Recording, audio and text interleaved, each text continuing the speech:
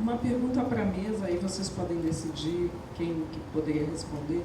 Eu queria entender, na visão de vocês, o quanto que vocês acham que o aspecto cultural desse Brasil pode influenciar, não só cultural, né? Ela falou um pouco, a Maria Cristina, no aspecto demográfico, mas o aspecto cultural em si, na hora de implementar novos aspectos da gestão de pessoas, podem interferir aí no desenrolar das boas práticas, não só em relação ao absenteísmo, como ao presenteísmo. Vou só pedir assim, como o tempo não é tão grande, então, se uma pessoa puder responder, daí a gente passa para outra pergunta.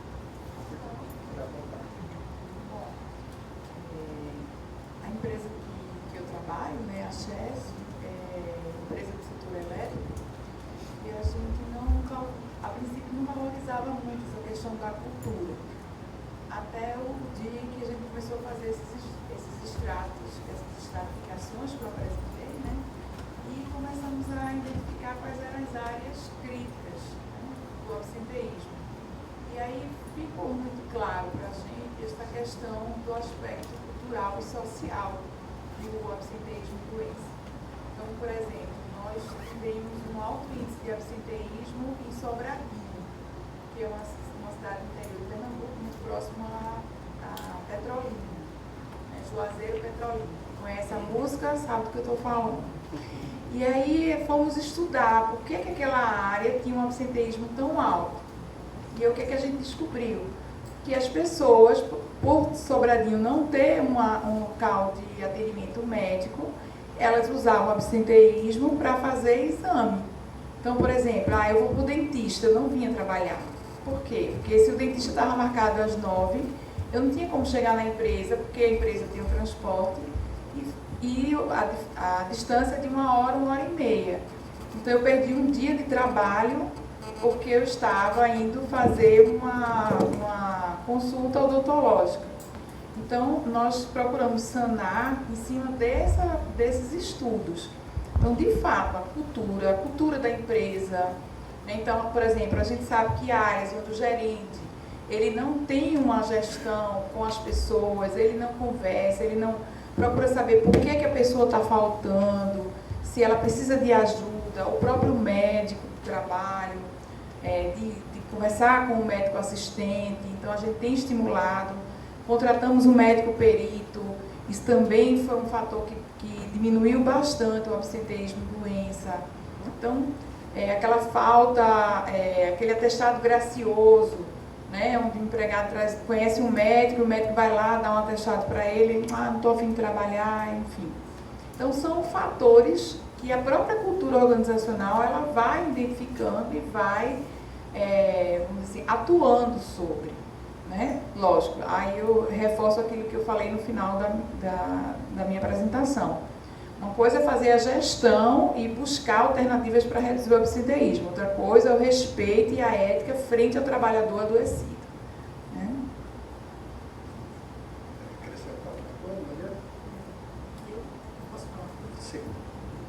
Eu não sei se a sua pergunta era em diferenças culturais dentro da empresa ou diferenças culturais em termos de unidades.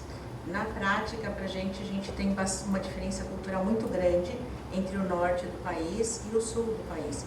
Realmente, eu acho até que é um outro tipo de vida, né? O trabalhador, a trabalhadora, de uma forma geral, porque lá a gente tem um perfil mais feminino, ela realmente ela já conta com menos dinheiro no final do mês, mesmo que você desconte, porque ela prioriza outras coisas.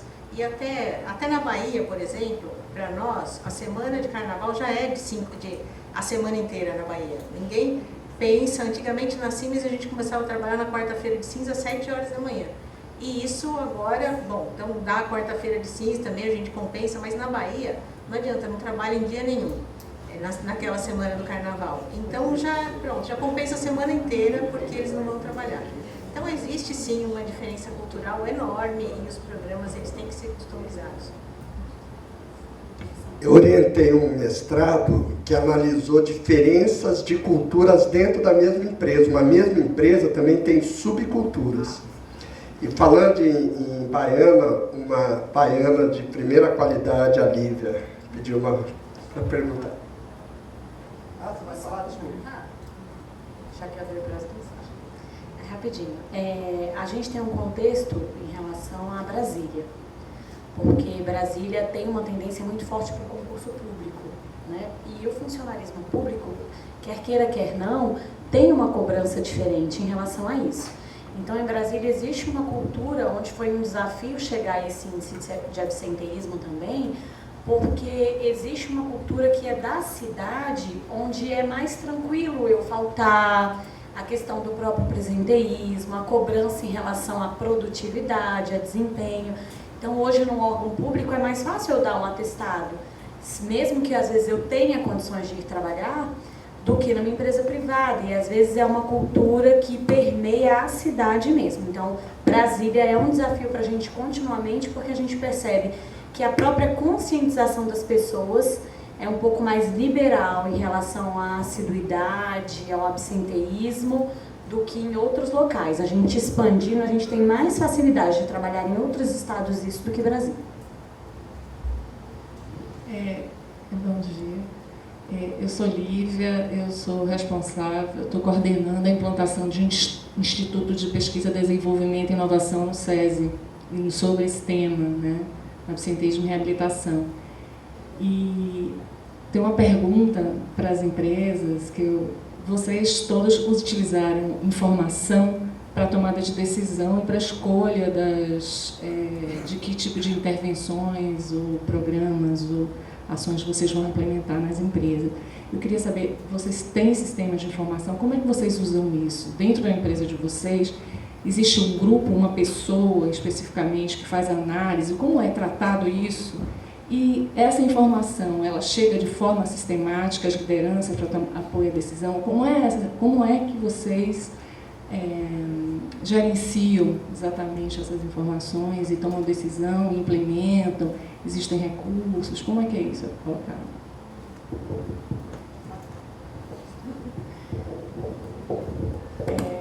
Bom, na minha apresentação, eu até toquei nesse assunto, né, que nós fazemos uma estratificação dos dados e foi a partir exatamente da contratação de um estatístico, né, um profissional que tem uma experiência, uma expertise muito grande e utiliza o Access e tem ajudado bastante. A gente tem uma limitação de TI, né, então para registro dessas situações, mas no momento que a gente começou a fazer algumas estratificações, nós podemos fazer algumas ações. Então, por exemplo, nós fizemos um retrato das áreas mais críticas e pegamos as áreas onde o absenteísmo era mais alto e fizemos um diagnóstico. Depois desse diagnóstico, nós validamos o diagnóstico com o gestor e com a equipe e fizemos uma proposta de intervenção psicossocial. E aí foi daí que veio meu projeto de tese de doutorado. E nós conseguimos reduzir em 34% o absenteísmo nessas áreas. Inclusive o absenteísmo ósseo-muscular, né? Porque aí vem a ideia, não, é mais fácil lidar, e a minha crença também, com os aspectos comportamentais. Mas nós reduzimos acidente de trabalho nas áreas críticas, reduzimos atestados em função de patologias osteomusculares, patologias virais, porque a imunidade baixa, né? Então, e também, lógico, do grupo F. Então, no momento em que a gente consegue fazer certas leituras, como eu falei aqui, na nossa inferência, as faltas estavam atreladas aos finais de semana e feriados. Não é a realidade. Então, na hora em que eu sei que, por exemplo, as doenças do grupo M e F, osteomuscular e os transtornos mentais comportamentais, o dia de maior falta é a quarta-feira, então eu passo a diminuir a minha inferência de que há atestados graciosos, né? Então, a ajuda da engenharia, né, da matemática, que não é o meu forte, da estatística, né, e de TI, ajudou bastante para que a gente pudesse dar o aspecto mais, vamos dizer assim, psicologuês, né, da felicidade, da qualidade de vida. Mas quando a gente vai com essa linguagem para a empresa, principalmente que a minha empresa é uma empresa de engenheiros, toda a minha cadeia hierárquica é de engenheiros, então isso daí a gente também tem que aprender a linguagem do nosso cliente para poder que a felicidade ou a qualidade de vida, ela tem uma quantificação e ele consiga entender que se ele investir nessa qualidade de vida e na felicidade, ele vai ter um retorno financeiro. Né? Mas não é uma coisa simples, é a questão da transdisciplinaridade, que é um desafio que eu falei aqui. Entendeu? Agora, a TI ainda a gente pena para poder conseguir alguma coisa, para exatamente poder, vamos dizer assim, fotografar esse avanço. Ter esses dados para fotografar o avanço. Na Siemens, nós temos o absenteísmo, ele é tratado dentro das ACADs, que é a análise crítica da alta direção. Então, nós colocamos, existe uma meta, dentro dessa meta a gente tem um desvio, e aí a gente apresenta as formas corretivas e preventivas do desvio. É sempre tratado isso mês a mês em cada ACAD. Sim, a gente usa o SAP. A área médica usa o módulo de medicina e saúde ocupacional e as outras áreas estão interligadas, cada um com o seu módulo. Não sei, Bini. A gente não conseguiu achar ainda um sistema que realmente suprisse o que a gente precisa. Então, isso é um gap que a gente tem. Até agora, a gente não achou um que dê segurança, mesmo que a gente já tivesse tido a oportunidade de fechar com alguns em termos tecnológicos. Então, atualmente, a gente não tem um sistema específico que atende da forma como a gente precisa. Em relação a esse cuidado, essa gestão, ela fica com duas áreas da gestão de pessoas. Tanto a parte de saúde e segurança, que tem uma coordenação, e a parte de plenitude e bem-estar. Então, elas trabalham muito em parceria com essas ações lideradas por mim.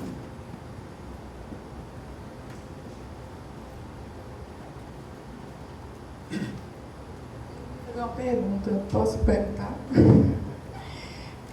Se a Siemens ou a SEIB, vocês trabalham com a OSUS? A gente está implantando agora. Tem dado já algum resultado?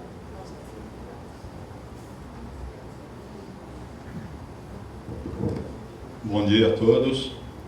Recentemente fiz uma pequena pesquisa sobre reintegração de colaboradores com lesões, com sequelas, né, graves de acidente. E nessa pesquisa entrou muito o foco de terapia ocupacional, né, para reintegrar esse trabalhador ao ambiente de trabalho de forma que ele possa ser produtivo e estar satisfeito naquele ambiente de trabalho. Porém, a gente já vai estar trabalhando pós o acidente, como nós podemos implementar, usar como ferramenta a terapia ocupacional de forma preventiva. Alguns dos expositores aí, oradores, puderem comentar alguma coisa com a gente aí, se tem conhecimento sobre essa área. Olha, sinceramente, hoje no CEIB a gente não realiza um trabalho nessa linha. Eu até gostei da ideia, mas a gente não realiza hoje.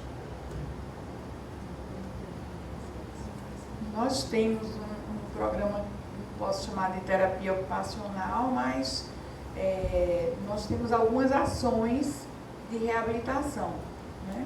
Dependendo da patologia que levou ao afastamento. Então, por exemplo, um empregado que é alcoolista e ele ficou mais de 2 meses, 3 meses. Então, nós temos uma ação que, primeiro, nós sensibilizamos a equipe, né, sobre a questão da doença, a estigmatização daquele trabalhador, o próprio gestor, incentivamos o gestor a fazer visitas daquele trabalhador, né, na clínica e tudo. Então, a gente tem todo um preparo para que ele retorne ao trabalho, também retorne à sua atividade, à sua produtividade o mais rápido possível. Né? Esse é um exemplo. Também, quando o trabalhador, a questão da falta é ligada a problemas da ordem dos transtornos mentais, comportamentais. Então, nós tivemos um caso do empregado que surtou. Né? Então, tem todo um estigma do senso comum de como lidar com a esquizofrenia. né? Quando o empregado perde contato com a realidade. Então, foi feito todo um trabalho, nós levamos filmes, discutimos os medos das pessoas de lidar com isso, né? Para que ele reintegrar esse trabalhador à equipe. Então, depende muito da situação, né? Então, depressão.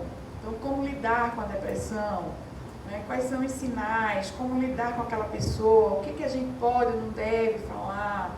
Né? A coisa de nem fazer a maternagem, nem tampouco vamos dizer, discriminar aquele trabalhador, mais especificamente de ter ou não, mas quando, dependendo, a gente tem começado assim, a criar, vamos dizer assim, uma padronização, não sei se eu posso usar essa palavra, mas para determinadas situações nós temos uma linha de trazer esse trabalhador, né, de resgatá-lo para que o sentido, o significado do trabalho dele não vá junto com a doença, entendeu? E para que ele também se sinta pertencente à equipe.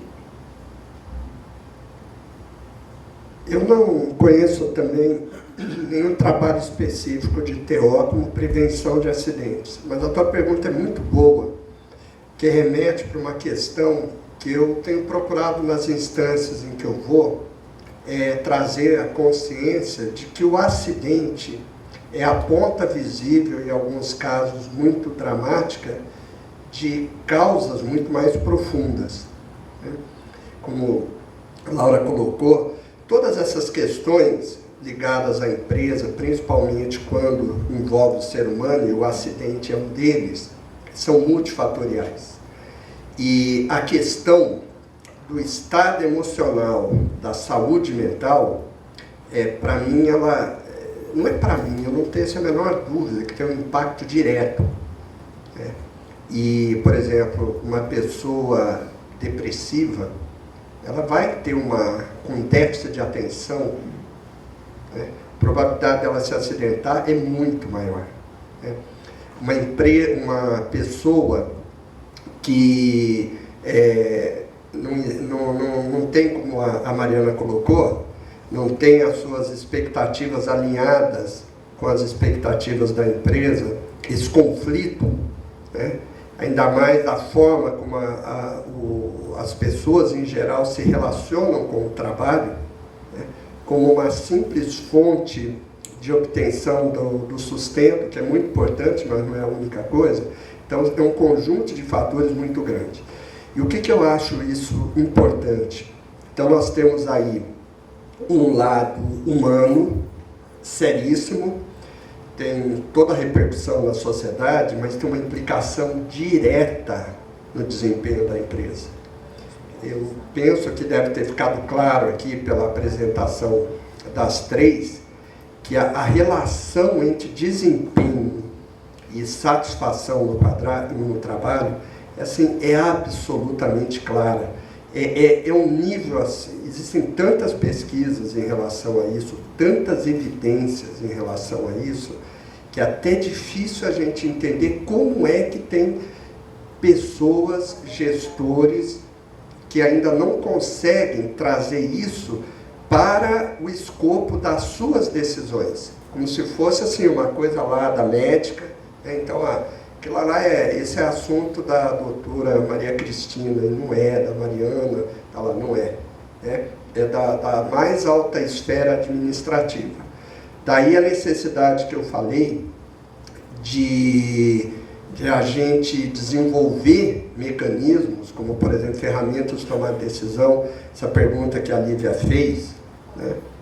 De ter dados que possam relacionar, mas que são relações assim, multifatoriais e às vezes difíceis, principalmente dentro de sistemas de informação empresarial, estabelecer essas relações.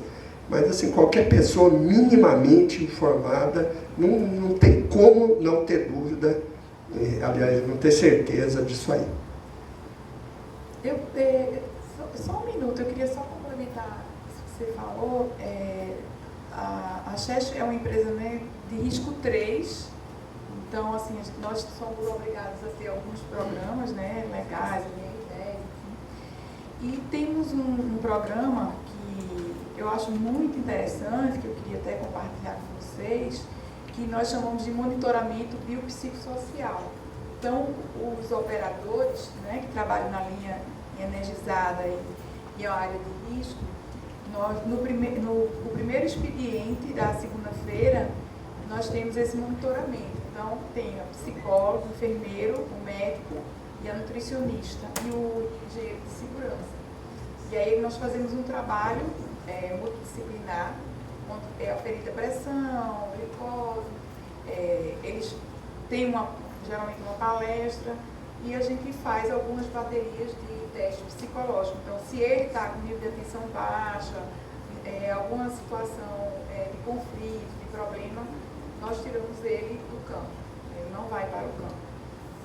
E aí depois nós fizemos o monitoramento desse programa e houve uma redução significativa de acidente de trabalho em linhas energizadas.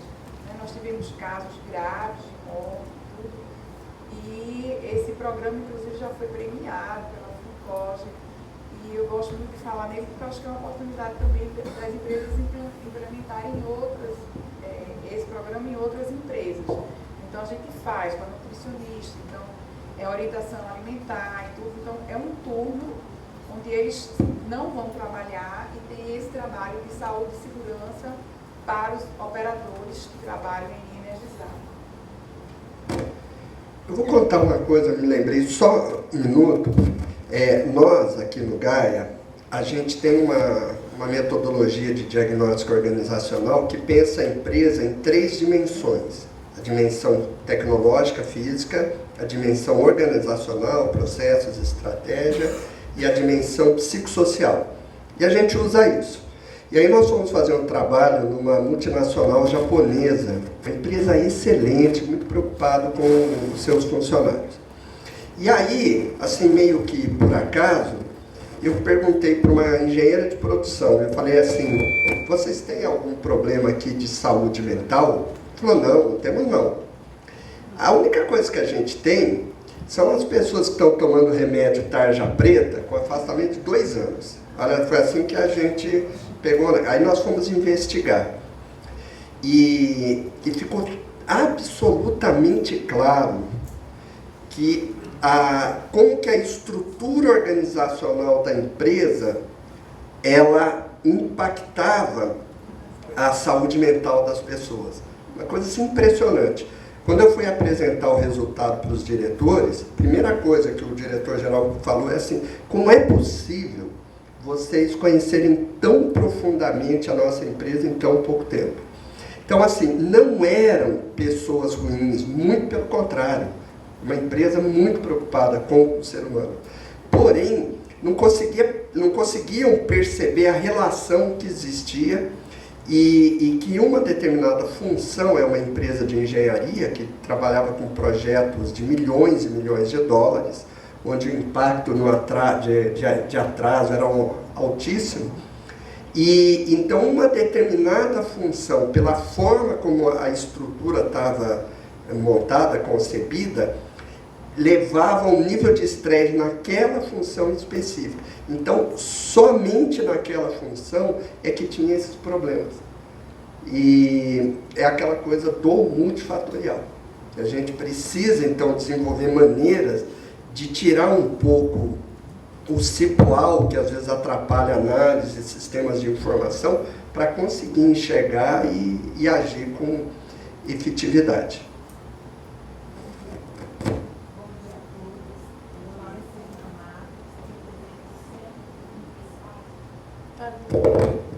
Represento o Centro Universitário Salesiano, Unisal, e a minha pergunta é o seguinte, trabalho com muitos jovens, muitos alunos na instituição de ensino, e eu gostaria de saber como é tratada a questão do absenteísmo na questão dos jovens dentro da empresa de vocês, e também qual é a porta de entrada para essas empresas, se tem algum programa de estágio, algum programa de inserção. Obrigada.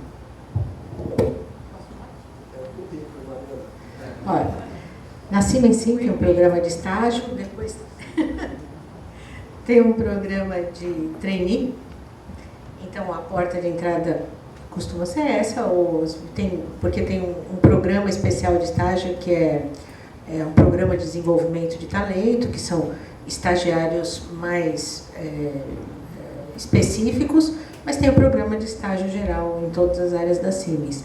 E a gente sabe que o jovem, de fato, tem um absenteísmo maior do que as pessoas de mais idade.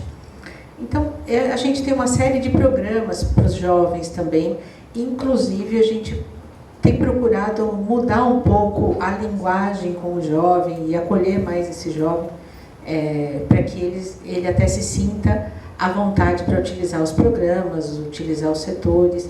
A liderança tem recebido, inclusive, treinamento específico para lidar com eles.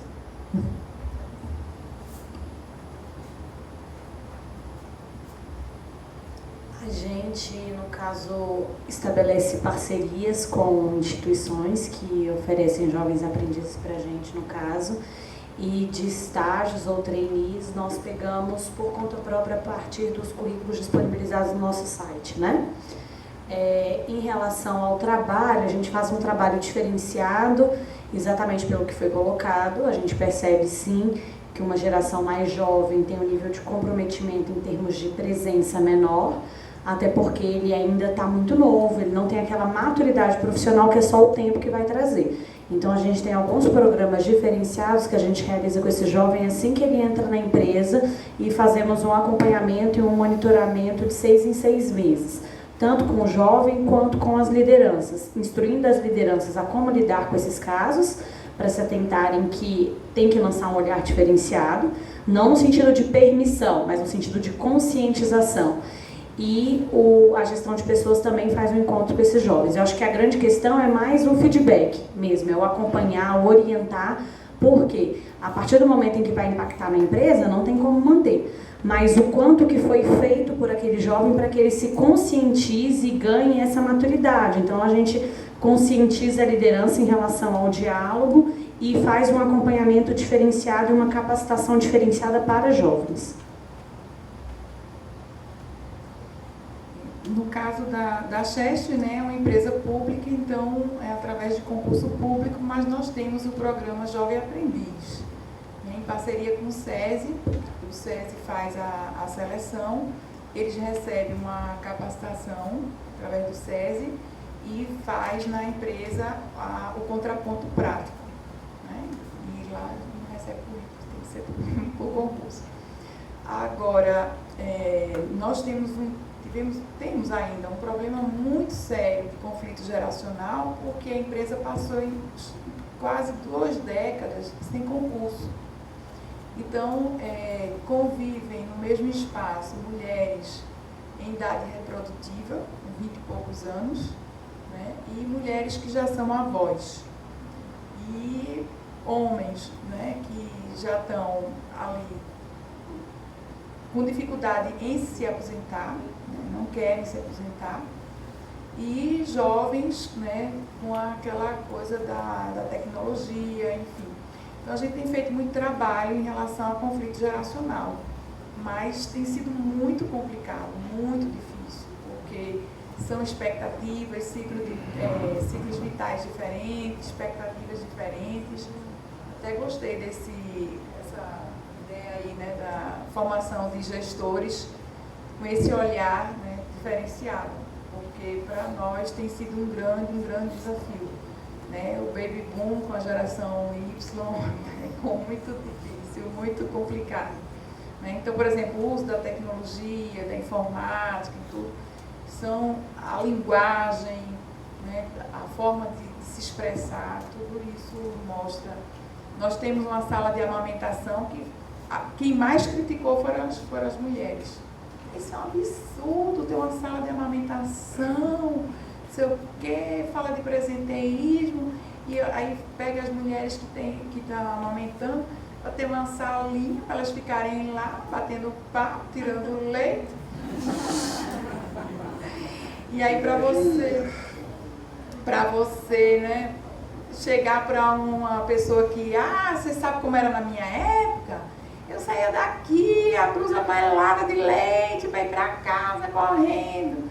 sei o quê, e agora é geladeira, é não sei o quê, e tem que ter centrífuga, porque nós contratamos o IMIP, né, que é um centro de referência para montar essa sala, né, a questão da esterilização, o treinamento das mulheres, como é que elas fazem com os vidrinhos e tudo.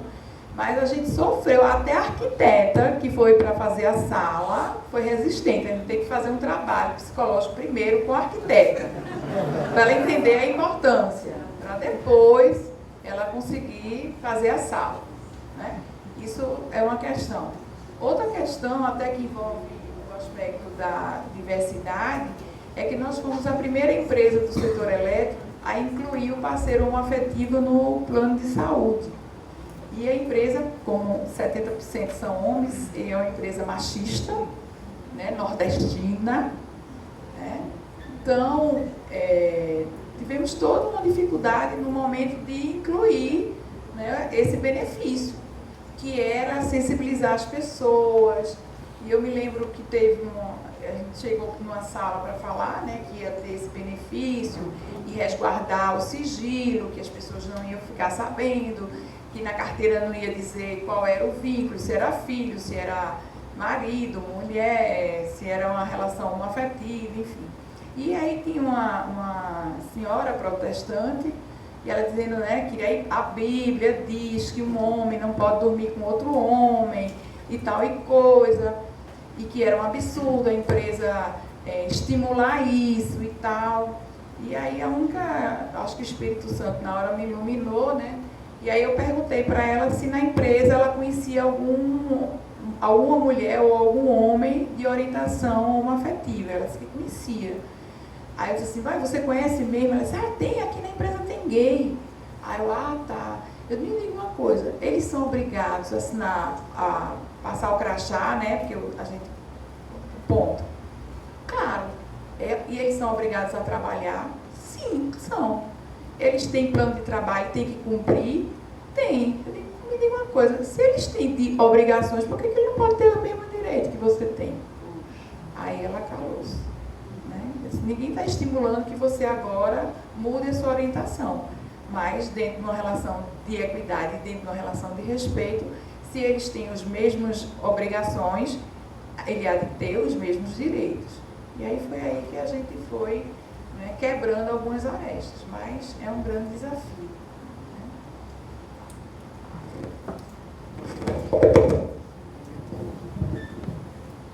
Boa tarde, já é boa tarde, né? Meu nome é Rosânia, sou enfermeira do trabalho do SESI, aqui de Campinas. E, na verdade, eu levantei a minha mão, mas acho que eu levantei a mão na hora errada e não foi visto. Mas ainda em relação à pergunta que o colega fez aqui, da terapeuta ocupacional. No sentido de contribuir, né, para ajudar a esclarecer a atuação da TO, por exemplo, no programa de reabilitação profissional. O SESI tem um programa de reabilitação composto por uma equipe multidisciplinar, psicólogo, assistente social, enfermeiro, médico, e a fisioterapia e terapeuta ocupacional também. E no escopo de trabalho, a terapeuta ocupacional ela tanto tem uma atuação quando esse trabalhador já está com o problema instalado, né, e não só na reabilitação clínica, mas também no local de trabalho, no posto de trabalho dele, orientando movimentos de acordo com a atividade, e na parte preventiva. Porém, o que a gente percebe é que a demanda ela chega para a gente já com o problema instalado. Então, a nossa atuação é mais nessa etapa mesmo, tá? Não no preventivo como a gente realmente gostaria, como a gente gostaria de trabalhar, tá ok? E aí eu queria aproveitar, já que eu estou com o microfone, uma pergunta com base na apresentação da Laura, quando ela fala da questão da academia, da atividade física, da faixa etária, né, que adere mais, outra que adere menos. A gente percebe isso, o SESI também trabalhou por vários anos com o diagnóstico de saúde e estilo de vida nas empresas. E os resultados sempre muito parecidos, né, na atividade física, que é o que a gente vai falar. Só que assim, o que a gente percebe também na fala das empresas, né, dos representantes, dos gestores, é que a empresa oferece isso, oferece aquilo, tal, e os índices, eles acabam não mudando muito.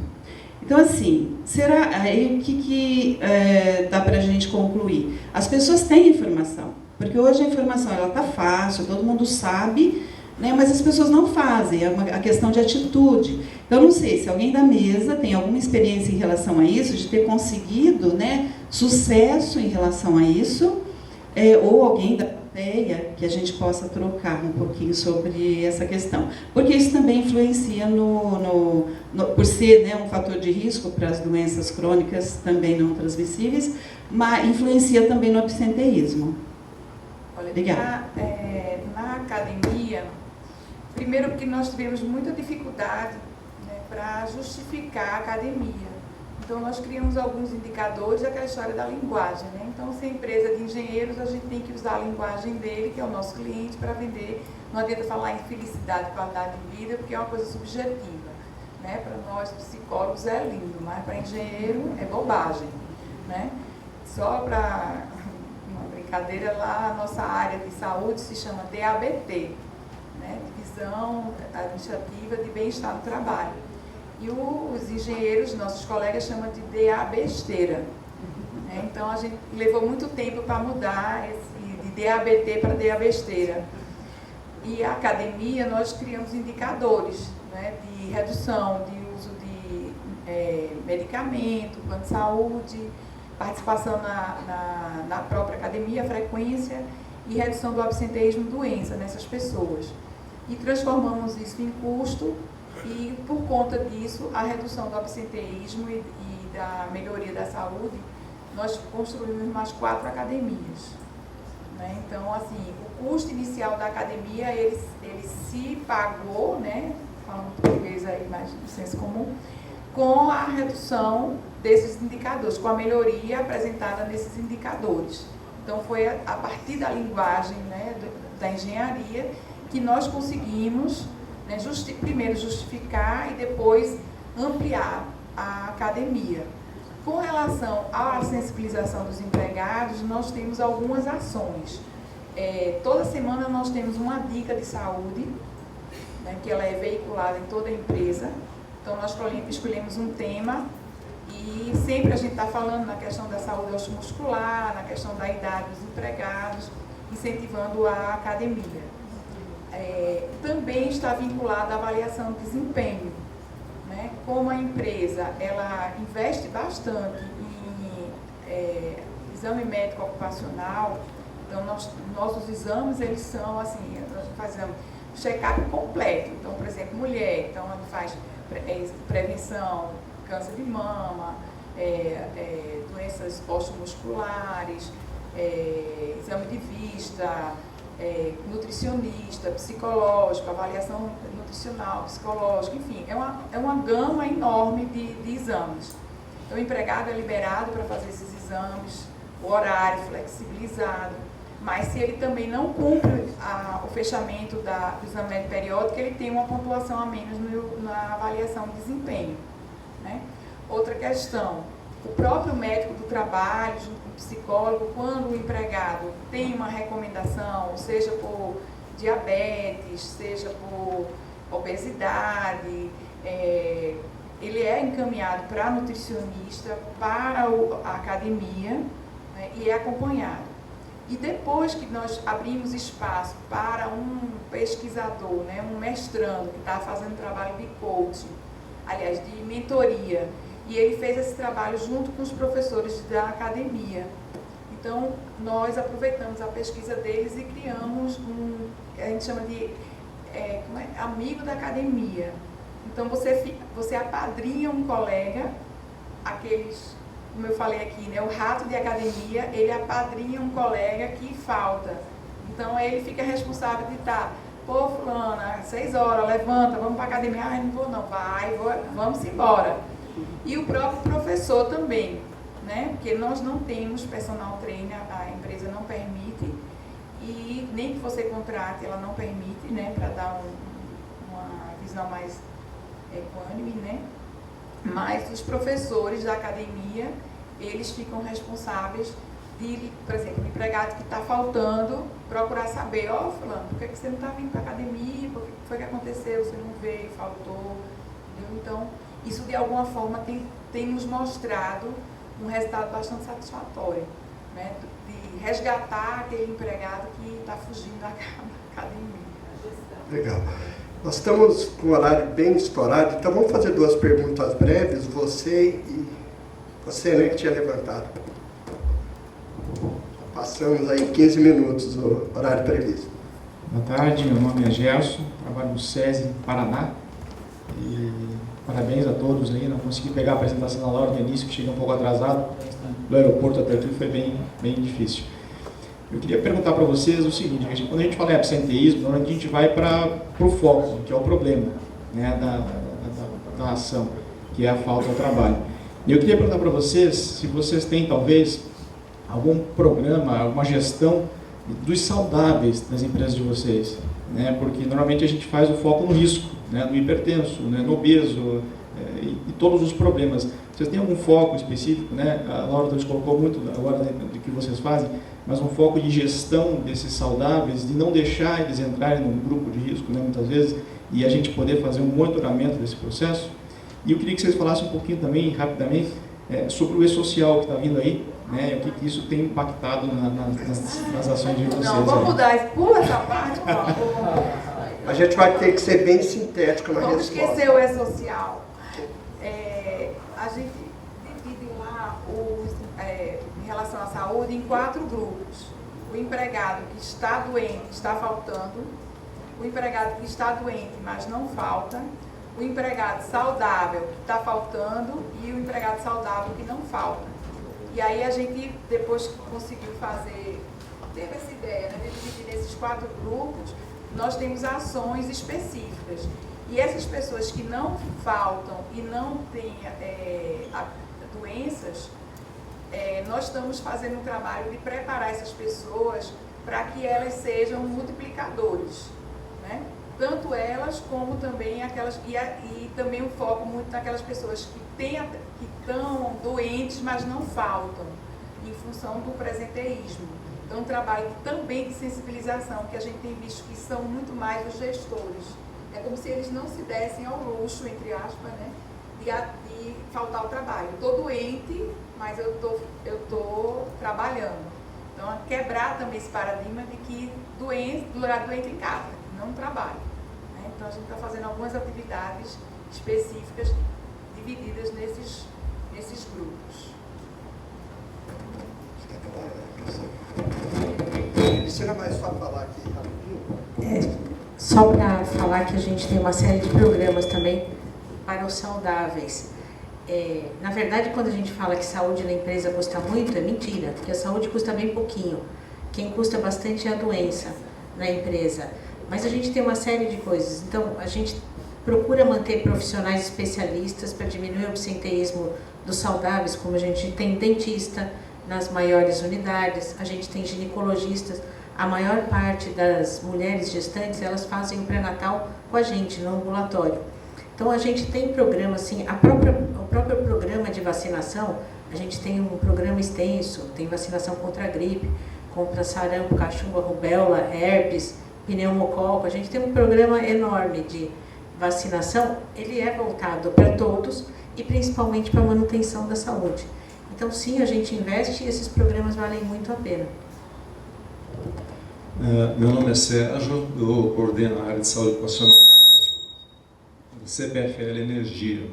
Então, estou no setor elétrico também e a gente sofre do mesmo mal que a Cimes por ter essa dispersão geográfica do nosso pessoal. Então, tem gente no Rio Grande do Sul, tem gente em Natal, né, as eólicas e tal. Eu queria saber, você falou a respeito da avaliação que você faz toda segunda-feira, né? É o que a gente chama monitoramento biopsicossocial. Tá. Como é que você consegue fazer isso considerando essa despesa?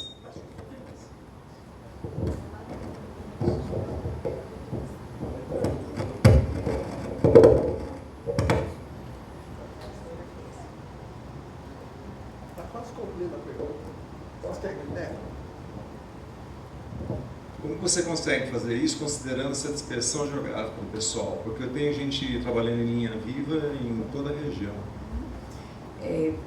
Lógico que a gente não consegue atingir 100% dos operadores, né? Mas nas regionais, cada regional tem um grupo e, por exemplo, as subestações que não tem psicólogo, não tem nutricionista, a gente contrata, né, na cidade, por exemplo, Milagres, é uma cidade próxima a Juazeiro. Então aí a gente contrata uma equipe em Juazeiro para fazer um monitoramento. O mais difícil não é levar profissionais de saúde à equipe.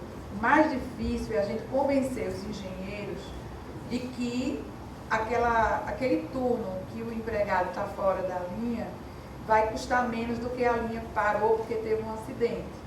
Né? Então agora quando a linha para, que o custo está, a gente paga uma multa enorme, aí a gente está conseguindo convencer um pouco mais. Mas assim, levar os profissionais nem é tanto a grande dificuldade. Né? Embora que, lógico, a gente sabe que tem regiões que não chega nem carro, quanto mais uma equipe de saúde. Mas na sua maioria nós temos a equipe em todas as nossas subestações. Agora é toda segunda-feira. Segunda-feira, no turno da manhã, e como tem o trabalho de turno de revezamento, então, em geral, eles participam de 15 dias.